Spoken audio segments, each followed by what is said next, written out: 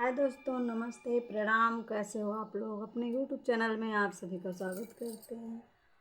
और आज हम सुनाने चल रहे हैं बेटा विवाह गीत।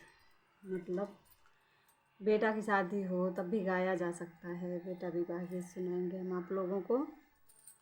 चलिए सुनते हैं। अमवा हुआ के घनवा सवरिया, बबुरे की चाहिया गंभीर जी। अमवा हुआ के घनवा सवरिया, बबुरे की चाहिया गंभीर जी।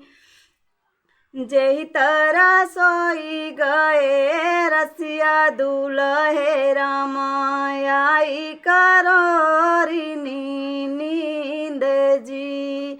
जेहि तरह सोई गए रसिया दुलहे रामा चाई करोरी नींद जी। बहिया पकड़ी उनके आजा जगावे, उठनाती हुई गाभिन सारे जी।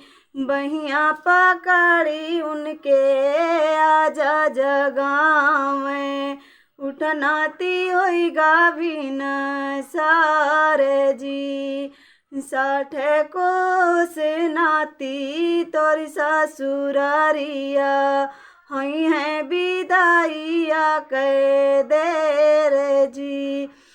60 कोस नाती तोरी ससुरारिया, हुई है विदाइया कह देर जी।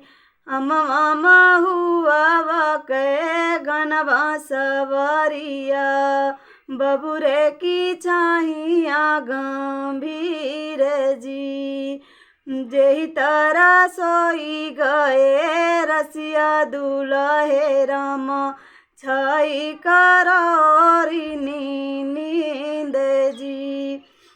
बहिया पकड़ी उनके पापा जगावे, उठ बेटा होई गाभिन सारे जी। 60 कोस बेटा तोरी ससुरारिया, हुई है विदाइया कह देर जी। सोई गए रसिया दुलहे रामा छाई करोरी नींद जी। बहिया पकड़ी उनके चाचा जगावे, उठ बेटा होई गाभिन सारे जी।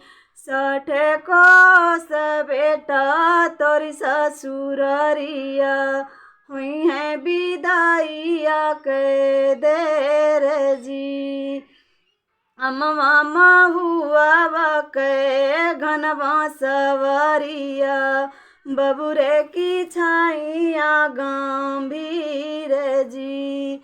जेहि तरह सोई गए रसिया दुलहे रामा छाई करोरी नींद जी।